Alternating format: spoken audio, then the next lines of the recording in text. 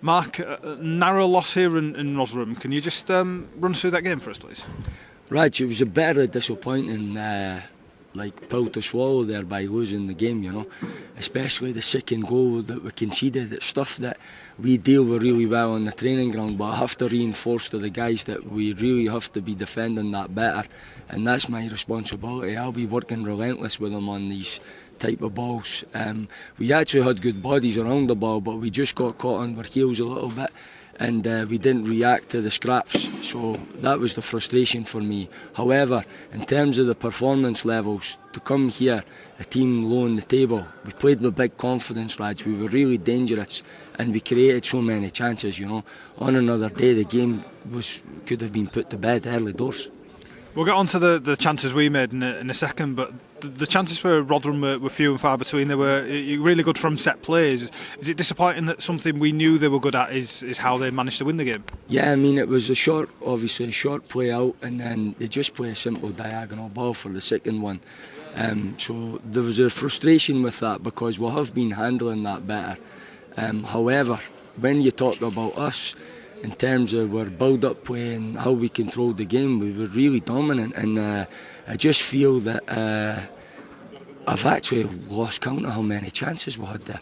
And I know that little touch killer instinct in the box or that final pass, if we're more concentrated and the players show a little bit more conviction in these situations, then we should have been sitting 2 or 3-0 up, and we're not talking about conceding that second goal. But we do respect the league, and we know that it could have a habit of biting you on the backside. So we have to accept that, put it to bed now, work on it again in the week to improve it, Raj, and then we look focused now to Preston at home. It was a few chances, like you say. There's a few that seemed to get trapped under Jordan Rhodes' foot, but the one that we did score seemed to come straight off the training ground. Straight off the training ground. We've got great variation now, and we're set plays, and we're going to be super dangerous this season. Myself, Harris and Narcis have been working ever so hard, and Narcis said that they're very man orientated, and we put in 3 variations, you know, and it caused them big problems. So I'm really pleased for the staff, because when you work with the group and things like that come to fruition, you feel really good about it, because you know that the lads are working to the structure that you want. As I said, Rogie on another day, he probably goes away with a hat-trick, you know, with a match ball, and Wardy gets his first goal as well, so he's playing with big confidence at the moment, and you could see they two are giving teams a lot of problems.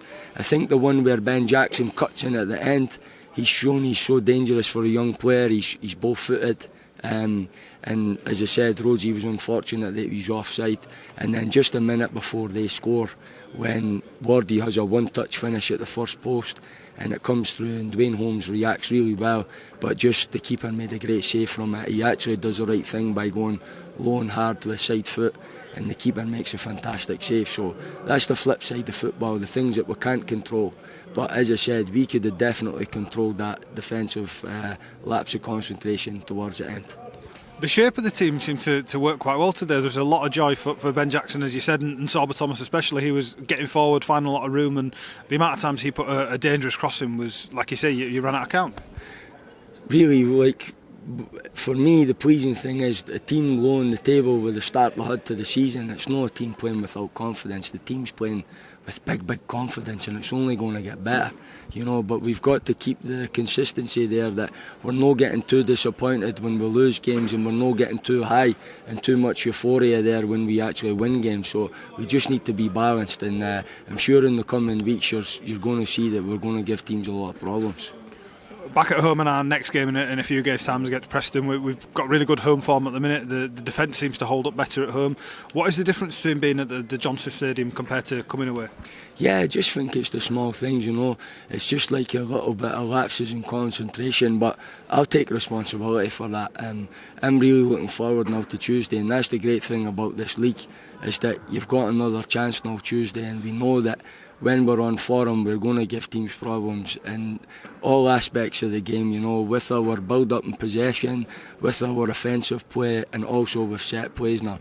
But it's just making sure that we're focused on the defensive side. And we did get there last week with a clean sheet, but the 2 goals today we concede are probably not at the level that we expect from ourselves. So we'll definitely go hard and correct these things this week.